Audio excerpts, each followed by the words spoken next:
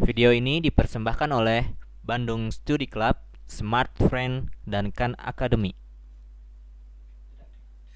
Oke, di sini kita akan mempelajari tentang menentukan konfigurasi elektron dari suatu unsur. Nah, biasanya sebelumnya mungkin kita telah belajar ya bahwa kita dapat menentukan konfigurasi elektron hanya dengan melihat sistem periodiknya saja. Nah, kita beri contoh untuk mengulanginya. Contohnya di sini kita ambil dari golongan 1 yakni litium.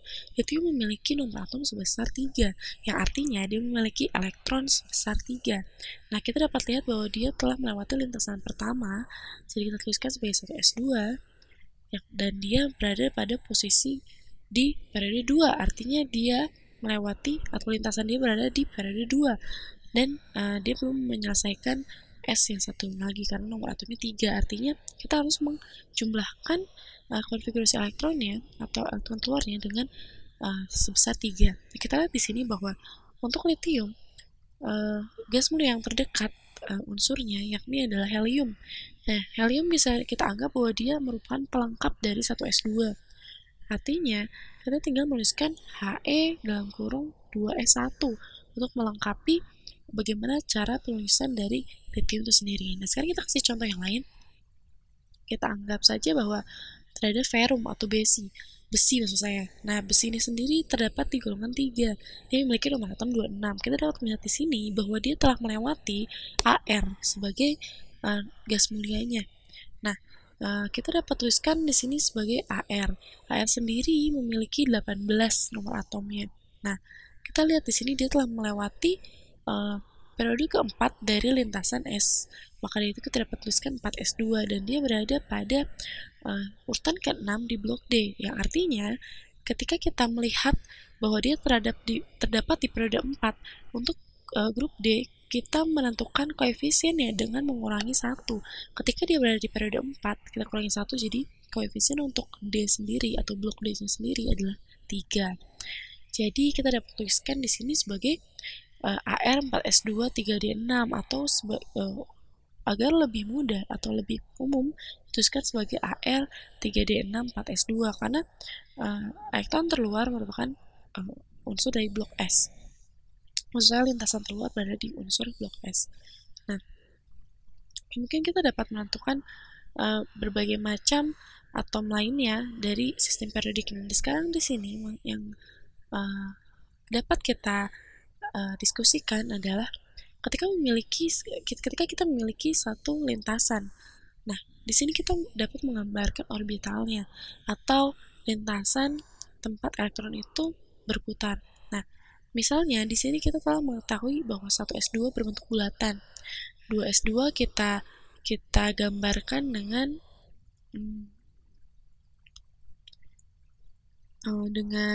dengan bentuk seperti bunga ini ya. Nah, unsur terluar kita dapat gambarkan sebagai 2s2. Nah, kita lihat bahwa yang biru-biru ini merupakan unsur dari D itu sendiri. Jadi, ketika kita menggambarkan, kita memiliki maksud saya kita memiliki 4 lintasan terluar, kita dapat gambarkan seperti ini. Maksudnya tadi yang biru tadi adalah P ya, blok P. Yang kecil bulat adalah blok S, 1s2, lalu yang seperti bunga merupakan blok S, 2s2, dan kita menggambarkan sel-sel penyusunnya. Kita dapat lihat di sini bahwa ini 4s, yang biru ini 3p, yang merah ini 2p, yang bulat ini merupakan 2s. Nah, di sini sangat jelas ya, bagaimana sih caranya kita dapat menggambarkan orbital dari masing-masing elektron atau masing-masing unsur, maksud saya, yang dikelilingi oleh elektron tertentu atau konfigurasi elektron. Nah, kita dapat lihat di sini, misalnya kita dapat lihat bahwa di subselnya sendiri terdapat pada lintasan keempat untuk besi yang tadi. Artinya, dia telah melewati lintasan keempat dan kita tinggal menggambarkan D-nya itu sendiri. Nah, di sini kita gambarkan dengan bentuk seperti bunga, namun berada di lintasan kosongnya. Ini merupakan penanda dari D itu sendiri, blok D. Nah, dengan melihat bentuk orbital seperti ini, mungkin kita dapat menerjemahkan bagaimana sih elektron itu dapat atau berapakah besar banyaknya nomor atom dari suatu unsur tersebut. Nah, uh, mungkin untuk orang atau untuk beberapa pihak yang belum mengerti bagaimana caranya untuk menerjemahkan suatu gambar dari orbital, dapat menggunakan dengan sistem periodik itu sendiri. Sebenarnya memang yang paling mudah adalah dengan melihat sistem periodik. Nah, di sini kita dapat lihat bahwa ternyata kenapa sih kita perlu untuk menggambarkan orbital? Karena pada dasarnya ketika kita mengetahui bahwa suatu unsur memiliki sekian atom atau sekian nomor atom, nah kita dapat tahu memang seperti apakah lintasan yang dilewati oleh atau secara logika seperti apa sih subsel-subsel yang mengelilingi dari atom-atom tersebut. Nah, kita dapat melihat dengan gambar dari orbital seperti itu. Nah, kita dapat lihat bahwa di lithium dia memiliki sel terluar atau lintasan terluar merupakan 2s itu sendiri, dan pada besi merupakan 4s2 bukan 3d6, walaupun penamaannya di sini yang duluan adalah 4s2, yang tadi 3d6. Namun kita dapat lihat bahwa periode D pun termasuk dalam periode 3, artinya bahwa periode dari 4s2 ini lebih besar daripada periodenya 3d6, dan kita bisa bilang bahwa sebenarnya 3d6 itu berada di lebih dalam daripada 4s2, jadi artinya 4s2 merupakan lintasan terluar. Nah, itu artinya kita dapat lihat bahwa di sini ferum atau besi berada pada periode keempat, dan kita dapat lihat di orbital D mereka sebenarnya memiliki elektron keluar sebesar 2 atau 2 elektron yang dibutuhkan oleh orbital D itu sendiri. Nah, mungkin kita dapat belajar lebih lanjut bagaimana sih untuk cara menentukan konfigurasi elektron dari suatu unsur. Nah, caranya mungkin agak tidak begitu sulit ya. Kita hanya dapat menentukan dari sistem periodik seperti apa sih atau berapakah nomor atom yang kita ketahui dari unsur tersebut. Kita tinggal menjabarkannya. Hal itu sangat mudah tentunya. Nah, kita dapat lihat di sini bahwa terdapat hidrogen. Hidrogen berada pada periode 1 dan terdapat pada lintasan 1. Artinya, dia hanya memiliki satu lintasan terluar. Karena hidrogen sendiri diketahui bahwa dia hanya memiliki satu elektron yang mengelilingi intinya, dan intinya pun tidak memiliki atom netral. Dia hanya memiliki satu proton. Itu artinya, hidrogen ini sebenarnya bisa dibilang sangat sederhana ya. Unsur yang sangat sederhana. Nah, mungkin kita dapat melihat bahwa di sini kita dapat menentukan lintasan P selain lintasan S dan lintasan D. Kita dapat lihat bahwa untuk P kita berikan kode dia dapat dimulai atau maksud saya dia dapat memiliki besar atau golongannya dimulai dari golongan 3 sampai golongan 7. Nah, seperti kita dapat lihat di sini, misalnya Seng, Sn yang memiliki nomor atom sebesar 50.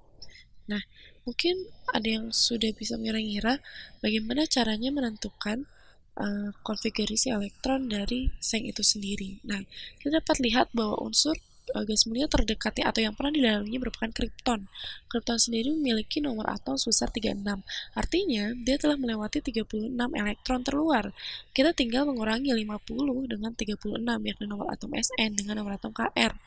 Nah, kita dapat lihat bahwa ternyata subsel terluarnya atau blok S terluarnya merupakan di periode 5, sehingga kita dapat tuliskan sebagai 5s2, dan kita lihat bahwa Seng sendiri telah melewati blok D sebesar 10 ya tentunya, dan periode kita tulis sebagai 4, dan di sini dia berada di blok P pada urutan kedua, artinya Sn sendiri atau Seng memiliki konfigurasi elektron 5s2, 5p2, dan 4d10 berada di sebelum dari 5s2, karena seperti yang tadi telah kita ketahui bahwa sebenarnya subsel terluar merupakan S, dan D berada di dalam periode 4 dibanding dengan S dan P.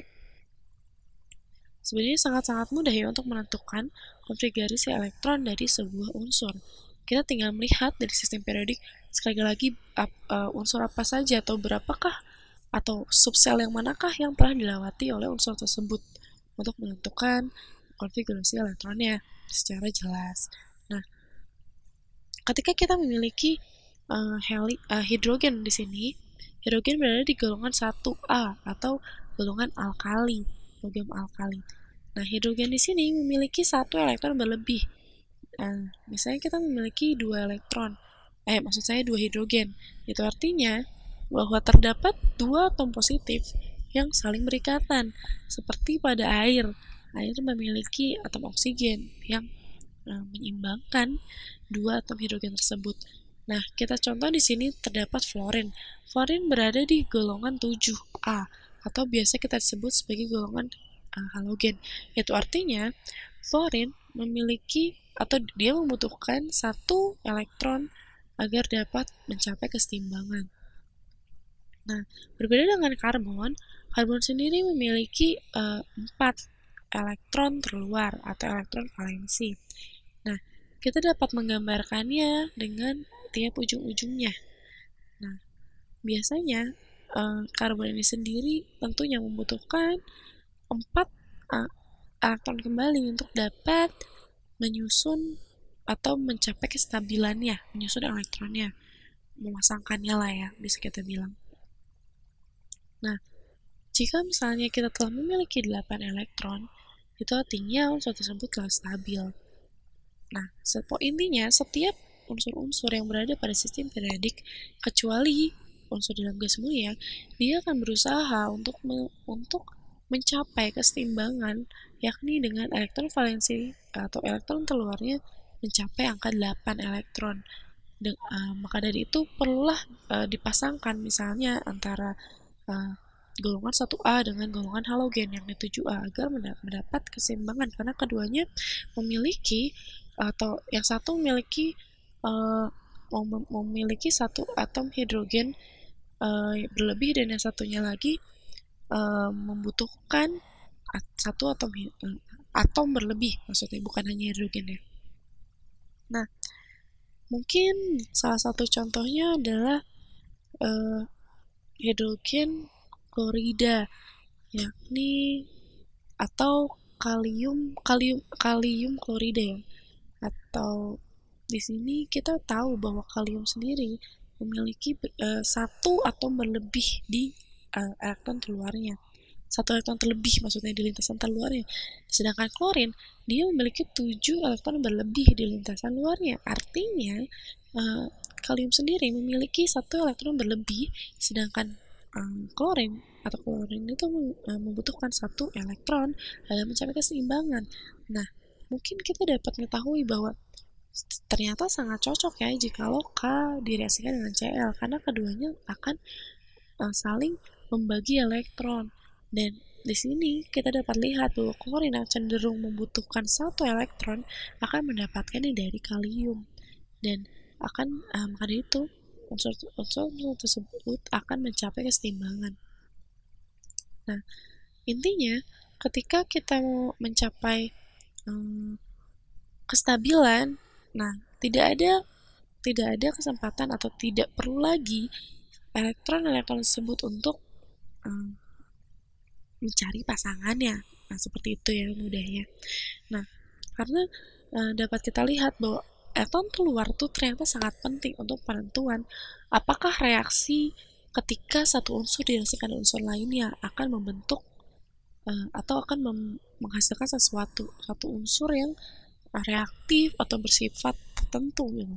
Nah, itu tergantung pada jumlah elektron yang mereka miliki masing-masing. Ketika mereka telah mencapai keseimbangan, itu artinya unsur yang telah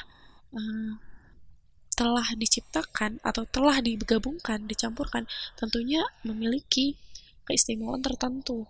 Nah, seperti pada halogen ini sendiri, mereka semua memiliki elektron valensi 7, elektron keluar 7, dan membutuhkan satu elektron intinya untuk mencapai keseimbangan. Dan sedangkan pada golongan 1A, yakni logam alkali, mereka cenderung untuk untuk melepaskan elektron yang mereka miliki karena mereka sebenarnya telah mencapai keseimbangan jikalau mereka dapat melepas satu elektron saja. Nah, ternyata sangat mudah ya untuk menentukan bagaimana caranya kita dapat mereaksikan suatu unsur dengan unsur lainnya. Ternyata uh, hanya dengan tahu bagaimana elektron valensi dari masing-masing unsur tersebut. Nah, mungkin di lain waktu kita dapat belajar lebih lagi tentang pasangan elektron ini sendiri karena sangat mudah. Terima kasih. Video ini dipersembahkan oleh Bandung Study Club, Smart Friend, dan Khan Academy.